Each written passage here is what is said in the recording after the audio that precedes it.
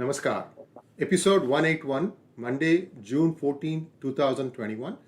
Welcome to Daily Global Insights with Sree and Sree. Hope you had a great weekend as we move towards the United States news. Sridharji, welcome to PGurus channel. And sir, what is happening with United States news? Trump urges states to resist the Department of Justice efforts to suppress accountability in the 2020 elections. A little bit more context here, sir. The DOJ, what is the DOJ up to now, and where do you see this thing going? Good morning to everybody, and welcome back on a Monday, June 14th, and as we start off another week. Well, Trump is basically saying, hey, Department of Justice is trying to place pressure on each of the states not to investigate and not to pass changes and basically accept what went on during 2020 is the norm and normal. And please resist that pressure. And if you are, as you all probably are aware, Pennsylvania has got investigations, Georgia has got investigations, Arizona has got investigations. Many of the states are conducting the due process to assess what happened, and also in anticipation of the law that is being contemplated by the Democrats at the center. So all with an intent not to go back to 2020, but also to make sure that any practices that are put in place is not going back to 2020 as a base reference case. So this is the pressure. So there are two pressures. One is the political pressure, and the second is the judicial pressure. So Trump is saying, hold your feet and make sure that you, whatever investigation you are doing, you complete and reset and make it public. Very similar to what's happened in COVID, right? So COVID was suppressed. Everybody knows what happened in 2020. And here this is about the election issue. And Biden's race-based debt relief program has been halted by a judge. This is, again, something that was supposedly directed at the minority farmers. Is that correct, sir? This is directed at the white farmers and against them. Against them. This is Wisconsin, and this is in Wisconsin state. The judges basically temporarily restrained implementation of the programs, effectively saying they have a prima facie case. If they take it, there's nothing that you need to do from a further hearing other than issuing the restraining order. They believe that this discriminatory policy will not be sustained, and it'll be normalized. This is what happens is if you have a debt, then they gave the debt relief to non-white farmers. Doesn't matter whether you're a black, Hispanic, brown, whatever your category is. And they not only wrote off, but they gave them 125% of the loan outstanding value. Whereas if you happen to be a white farmer and had a debt, you are not considered as part of the COVID relief program. And this is what the white farmers are fighting. A lot of white people are Democratic supporters. Why are they trying to, shoot on their own foot? I don't think I can explain, logically something which is so illogical, unless you are so profoundly, political, right? There are things where you have to be political on policies, but this is about principles of law and principles of economics and on principles of fairness. And, why they are just keeping quiet is just beyond my comprehension. We had, again, we're not reporting it in Daily Global Insights. We had another major incident of flag burning and riot in Manhattan. But, why you ask the question? I mean, it's very obvious why people should be against it. But it's not just, you're raising a very valid issue on a number of issues. And this is just one that has kind of propped up and caught your attention. There's no logic. You segued me into the next topic that we are going to discuss. Vice President Kamala Harris gets flack for making time for gay parade while not making any attempts to visit the border. You have the Vice President who has never gone to the border. You have the Secretary of Treasury who has never gone to the Department of Treasury. What gives, sir? What is exactly going on? It just is what you call, it's a leaderless, rudderless ship. That is driven by many and multiple forces, and it seems to be going on. and it is self-driven. Now, just to come to this particular news item, it was widely seen that she was traveling with in DC. She was in the parade. Her husband was in the parade, smiling and giggling and going away. And political people say why she's doing it, because it's political opportunism and trying to gain votes. Whereas you have real issue on the border, and they've been saying, and she was nominated by the president to be the person who is the border czar to oversee these activities. But that's why she has not gone. And Chad Wolf says that Harris has no excuse to avoid the border trip. Your thoughts? Well, she should be there front center and leading the effort, defining why there are surges, why, how much of the overspill, what kind of issues that the nation is going to face. Trump announced it in the meeting. We are saying gangsters, we are saying drug traffickers, we are saying other types of traffickers, we are seeing criminals being let into the country, we are seeing people whom we deported being let into the country for the crimes that they committed before. So all these people are coming into the country. It's going to pose a community and security issue. Now, as a vice president of the country, it is incumbent upon her to look at this and say, hey, we got to fix it. Nobody is telling her stop your policy, because that's the Democratic policy. Open the borders, allow the people to come in. And that's fine if that's what their policy is. But somebody has to go as a vice president to do checks and balances. No. And Texas and Arizona governors call for states to send police to deal with the border crisis.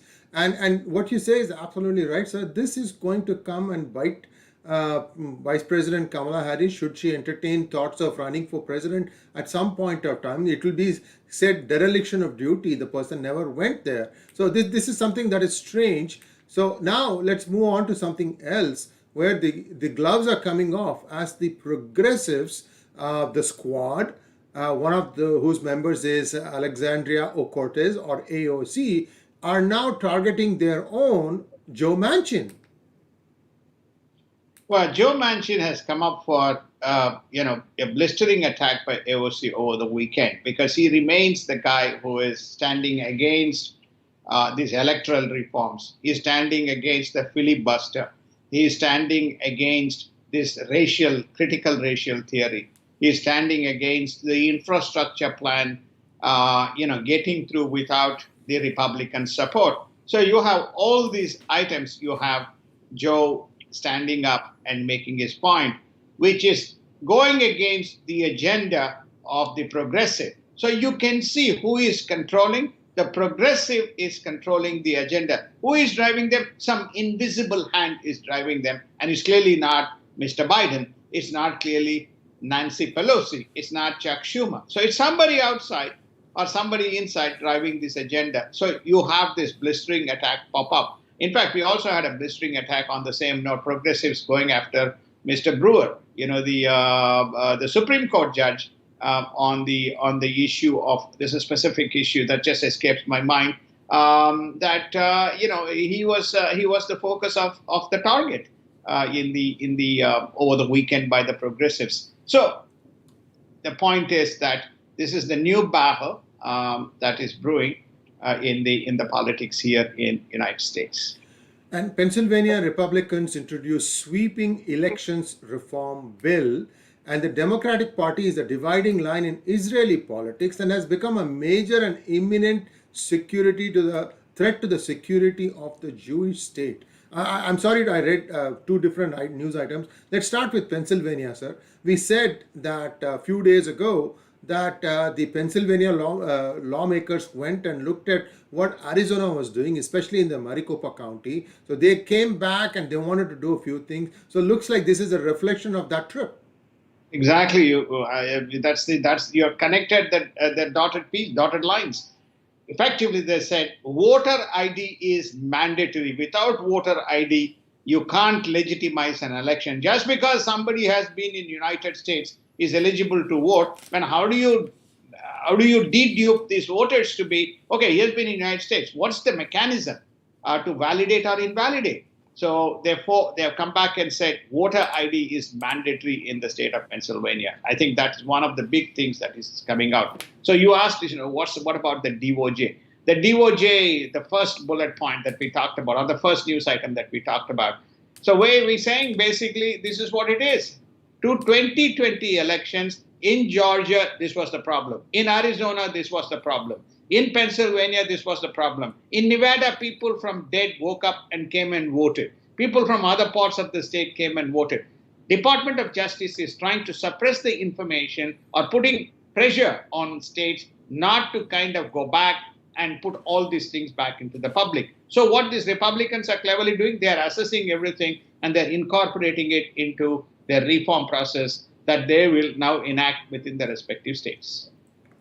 And let's take a look at India news. India crosses 250 million doses of vaccination as the active cases fall less than 1 million. So India is now well on its way to recovering from the second wave. What are your thoughts, sir? Yeah, sorry, Sree, I want to go back to one specific news item, which is an important news item, which is around there's a growing feeling that the much of the results that happened in Israel can be attributed to some of the stands that has been taken by the Democratic Party in the United States. So people are now saying the Democratic Party is the dividing line in the Israeli politics, which can put the state of Israel under risk. So some of there are two types of Democrats. One is Democrats who are opposing Israel, and there are Democrats who are waking up and saying, no, we support Israel. So I think there is a growing analogy which says, could these Democrats who are anti-Israel influence the construct of the coalition, which resulted in a razor-thin one-seat majority for overthrowing Benjamin Netanyahu? I think that's a very significant kind of analysis within the construct of tying the U.S.-Israel politics. Sorry, I just wanted to deviate and mention that point before I go on to the India question that you have raised. The India question is very clear. So I think that they seem to have gotten control over the whole program. I think they have also declared fair amount of results. India has a fair amount of results around vaccines, vaccine wastage, and vaccine utilization. Many of the states were crying. It's purely attributed to the mismanagement. Yes, the government had problems around logistics, had problems around contemplating the magnitude, had problems around the liquid medical oxygen. All those things, they seem to be getting slowly into place, and that's visible by way of the results that are coming out. Today, I think India has got something close to about 970,000 cases. If you remember that they were about 4 million plus. So it has come down to less than 4% active cases, and the death is around 1.42%, around 370,000. So I think India is slowly beginning to gain control. Sometime this week we will report the number of doses of vaccine.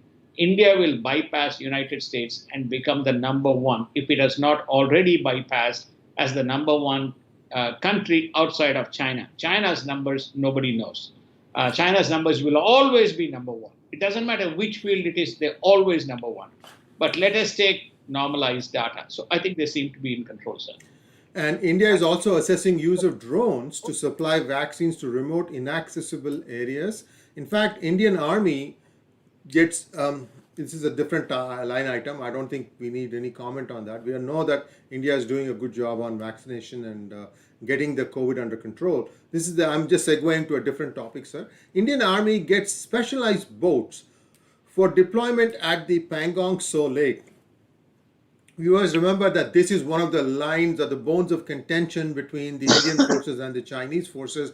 The Chinese apparently vacated. They even wiped out their map and went back from the Pangong. So remember fingers 4, 5, 6, 7, 8, 9, and so on. So see, what is the significance of these specialized boats, Sridharji? The significance is there are two types. One is one which can move fast in terms of potential chase, detect, and act. The second one is mobilization, which is, they're called the transparent boats with capacity to take about 20 to 30 people in a single trip. basically to mobilize a set of people and move them from one place to another. So security is the key. One is attack. The second is to move the people and create a defensive posture or position for the people who are going in the front line. Both have been made in India, and I think it's supplied by one by public sector undertaking, and other by a private from Goa. So they have been given these fast boats as well as the transportation boats, which gives them that edge that was not there in the previous instance, which resulted in some of these people occupying those positions. Indian Coast Guard inducts 16 made in India advanced light helicopters Mark 3 or Mk3. So again, looks like this is also something that has been made in India. Helicopters in India, that's a first again. Yes, helicopters, it's made in India. And again, the point here is that what you're witnessing is they have fortified ground troops, they have fortified the armory which makes up the defense and offense capabilities. If you remember, the BrahMos missiles are now docked in several points in the border. They've got now full fleet of Rafale planes doing the rounds in the Ladakh Valley. They have built the infrastructure for mobility of troops. They also prepared them for summer and winter. And they said that the rotation of the 50,000 or 100,000 people, or whatever the number, 50,000 to 60,000, we'll never get the official number, a big number, is also they have a rotation in place to avoid the fatigue. So they have now, then they ordered the drones, if you recall. And then we talked about it in the Israel show, which is they retooled with the spike kits, not spice, but spike kits, which enable various navigational software-based location and tracking and missile launching capabilities in Rafale. So you can see that India really views that this China border issue in the Ladakh is not going to go away. Then on the naval front, they again ordered the extra Harpoon missiles. So therefore, when you look at this holistically rather than going item by item, is that India seems reasonably well prepared, and China is equally well prepared, and they are not budging an inch on the Ladakh LAC area. India aims to increase gas production by 75% in 3 years. They're working to a target of 40 million tons of crude oil and 50 billion, B as in boy, billion cubic meters of gas by fiscal year 2024. So I think if it can produce this much volume, then they can also be able to export some of these things as a finished product, sir. The two things that are happening. One is there is a percentage, whether it is 5% or 8% or 10%. We'll get to the numbers once we do a little more research, but they are exporting a component of it. But primarily, this is for domestic consumption. India imports, as you are aware, 90 to 95% of its needs, and then refines it and uses it for domestic purpose. And for US, it used to import and export to United States. US in turn then will re-export it to the other countries, which is the refined WTI crude. So yes, not too distant future, this could become one of the important vehicles for exporting purposes. Yeah. Indian foreign exchange reserves are now at 605 billion and will soon be the fourth largest behind Switzerland, and Swiss at 1.070 trillion, and Japan is at 1.378 trillion. Big numbers, but I think India is getting there. That's very impressive, sir. It is. I think it's a reflection of the strength of the Indian economy, notwithstanding aspersions caused by the mainstream media. It's also a reflection. India is building a very strong reserve in par with some of the best. I mean, Switzerland, if you exclude China, Japan, and India, these are three, in a volume context, big economic nations. It basically tells you that if United States is the base currency and debt ridden, the three Asian nations are building a very strong reserve. It also tells you that the shift of the GDP and the shift of economic development taking place from the established economies to the more emerging economies or Indian, emerging economies. I'm sorry, sir. Indian merchandise exports grew 70% to 87.2 billion, and non-oil exports grew to 78.26 billion at 68.5% in the first quarter of fiscal year 2022. So these are all projections, I think. These are numbers that are real, and when you say these are what you call these are yes, these are projections. I'm sorry, I stand corrected. These are projections, and these are projections by one of the leading banks, Exim Bank, Export Import Bank, which shows that based on the volumes. I mean, we reported the April numbers, we reported the May numbers, we await the June numbers. But as you rightly said, these are projections, but they also ignore the percentages, whether it is 70% or 80%. But if you look at the volumes is a good sign for India that exports are helping India to get out of the pandemic recovery while lockdowns and other things still prevail domestically. And now let's take a look at global news. Naftali Bennett is the new Israel Prime Minister, and he says that he will not accept a nuclear Iran and is not supportive of a nuclear deal. Netanyahu, in his farewell speech, blasted Biden. So, again, what we said previously, just a few items ago, that there seems to be a strong hand of the Democrats in the dethroning of Netanyahu. So this is now a full-blown left front war, sir.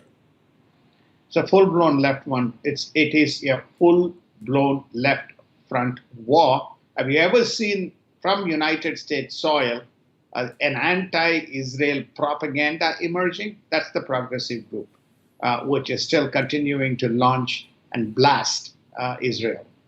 It's very unfortunate, but they have chosen for the next 2 years Mr. Naftali Bennett as the prime minister, and Mr. Naftali Bennett immediately made two statements. One, we do not accept a nuclear Iran, number one. Number two, we are not supportive of the nuclear deal that is being negotiated in Vienna as we speak. He says he is not supportive. It's almost like, there's a forced deal that is being constructed, forced mechanism to go back to the 2015 deal that Obama constructed. It's almost to say Obama was right, so therefore let's go back. So obviously there's significant Iranian groups in the United States pushing for that, but Israel will have no bar. Doesn't matter whether it is Benjamin Netanyahu or whether it is Naftali Bennett. I think people haven't seen Naftali. Naftali is right of right.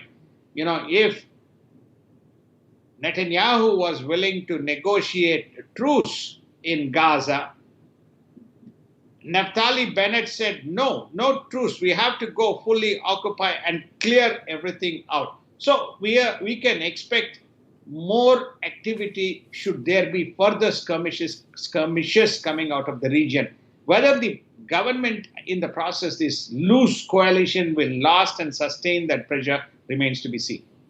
And Hamas honors Al Jazeera for high professionalism in its anti-Israel coverage. No surprise there. Let's move to the most important item that took place last week, sir, the G7 summit. It was an outstanding success, says Biden, and the G7 leaders take on China's debt trap diplomacy. Sir, a little bit more context on what is China's debt trap diplomacy, sir. They go in to a country and they say, we are very helpful to you. You want $400 million loan. You want a $2 billion grant. Here's the collateral for you. And here's the interest rate terms. And we sign the deal and we give you the credit. And we'll also provide support, for which you give us this and this. And that is their first footage. Second, first time you default, you forego this and the interest rate goes up. Then second time you default, we stake claim for this part of the land and the penalties are even further aggravated, and we begin to dictate your policies. So this is the modalities. This is how they have begun to occupy some of the African states, and I think Sri Lanka is got itself into this unfortunate position. We don't know much about the. I can't comment on the Pakistan loan, but some of the loans have turned. It reaches a point where you cannot even pay the interest because the interests are so horrendously, interest costs are so horrendously high that you won't even be able to pay your interest, leave alone paying the principal back. So this is what the G7 calls as the debt trap diplomacy. So you go in and you offer help, and then you put them into a position of no return.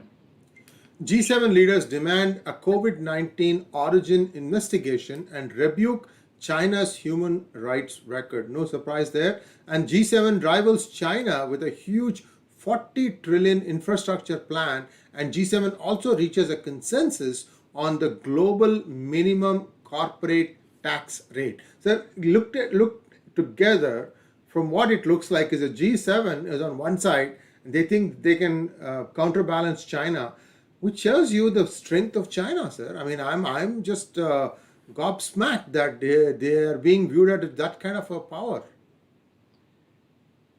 Here's my observations. My observation is it just tells you G7 as a G7 is toothless and useless within the context of the present day. Right? G7 was conceived post World War II.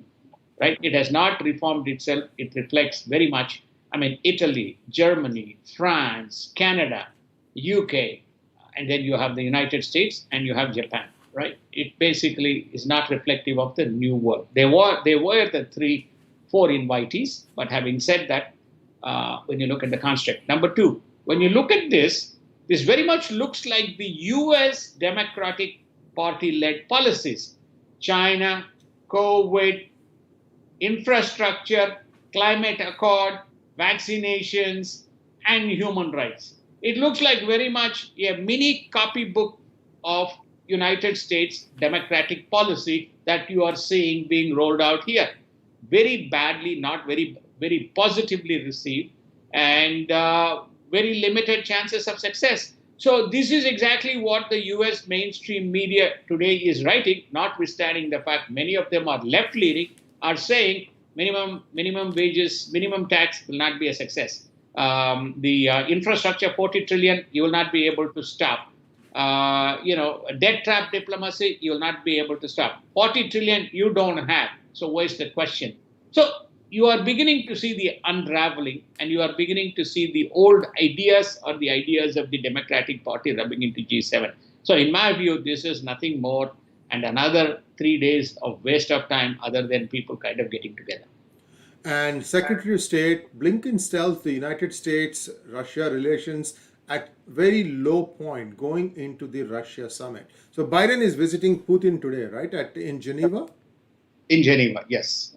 June 14th, yeah. So therefore, they've set the context, and Mr. Blinken has made the point that this is the first time our relationships are at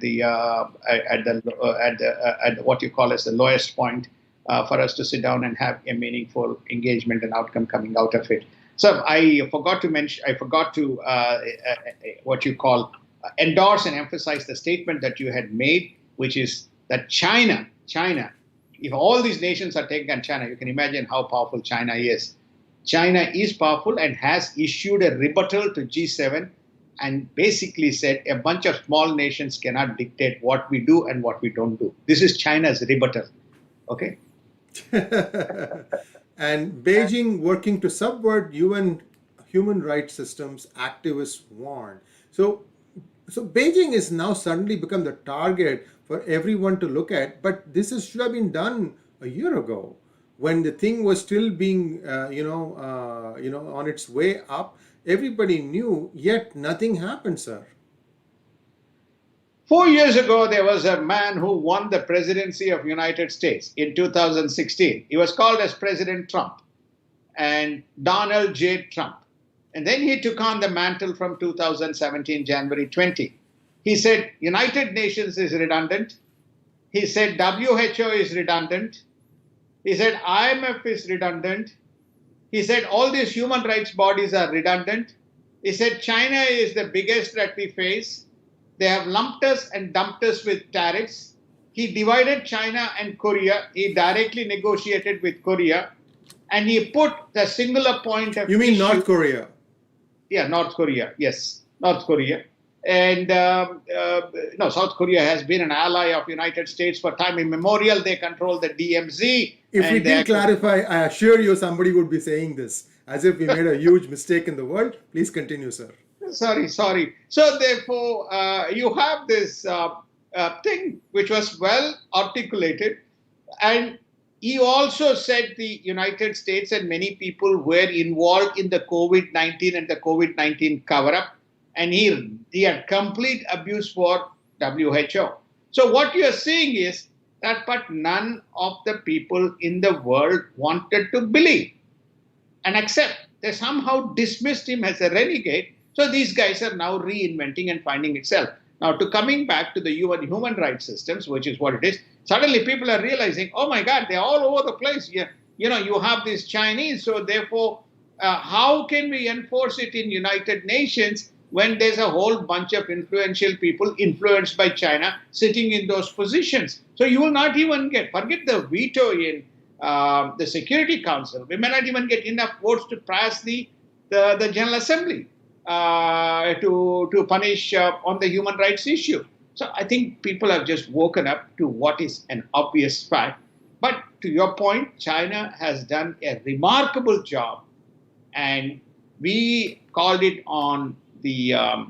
We'll publish these results tomorrow, the Pew Research results tomorrow, where China was in its perception to the world in 2010, 2012, and where is it today? It's almost gone from one extreme to another extreme in terms of people's perception.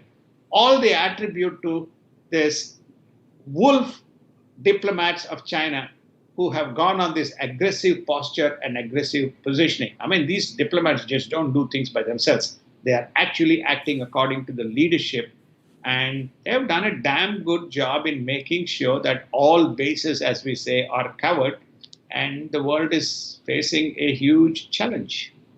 And United States and United Kingdom sign a new Atlantic Charter with focus on taking on China. So your thoughts quickly, and then we can go on to look at the markets. UK is re-establishing it's out of Europe. It's Brexit. So therefore, I think it's re-establishing. It's just one more extension of the deal. UK is doing lots of deals around the world, so US is no exception. And now let us take a look at markets and federal rates decision coming up this week. A policy announcement, inflation, retail sales, all the numbers will be out this week. And the most important thing is this is just an information. You can touch upon it, sir, when you respond. Bitcoin jumps on Elon Musk's statement that Tesla will commence usage when mining becomes cleaner. I mean, that's like never, because 65% of the mining is happening in coal-based electric power supply generated in China. So I think this should be taken for what it is, that it is never going to happen. That's my look at it, sir. Your thoughts? First and foremost, I think what we are saying here is that we had the rates issue, we had the inflation issue, because the rates are at remarkable low and inflation has been. So Fed is going to again make very important within the context of the markets. We expect an announcement coming out. So usually you ask what can be the prediction as we look ahead. These are important retail sales. So once the retail sales numbers, it's likely to be going up. You're going to see the next trajectory of upward momentum of the markets, which are already reaching the end of the year levels. As far as the Bitcoin is concerned, to me, if I'm just a crypto investor, I'm smiling because, from 30,000, it has gone to 39,000 on the basis of Tesla's statement. That simply implies that many of these very smart and very intelligent Silicon Valley tech analysts know how to play both sides of the game. and how to make the markets move. So Musk is a big guy, and he's also a producer, and he gives retails out his cars. So therefore, what he says matters. He's also a holder of the Bitcoin currency. So he's making a statement. It becomes cleaner. What he's basically saying is we covered this in our what you call as the fireside session. There's 8,000 different guys, of which 90% or 95% of them are crooks. There's no risk systems, etc. It's the 5% that makes the difference. My read of this is that these are all more cosmetic statements that are being made, but the endemic part of it is going to be in some form embraced. Already, one country has formally announced the legitimacy of the coin, and we may have few more countries announcing very soon. It's very interesting that El Salvador announced it, because El Salvador doesn't have a very what you call a card-based or a debit or a credit card-based banking system, and there's a lot of remittances that go from United States into El Salvador. So Bitcoin may become a far more effective and efficient way by which all these workers who work can transport the money. So which is one of the reasons why El Salvador said, no, I'm going to accept Bitcoins, because I don't want any of this money going anywhere else. I want it to be coming back to my country to sustain the momentum of my economic development. With that, we bring our today's module to a close, and we'll be back again tomorrow bright and early. Thanks for watching. Do subscribe to our channel. Do consider becoming a member. Sridharji, it was a pleasure listening to you today, sir, and we'll be back again tomorrow. Namaskar. Namaskar. Thank you so much. Thank you. Have a good day.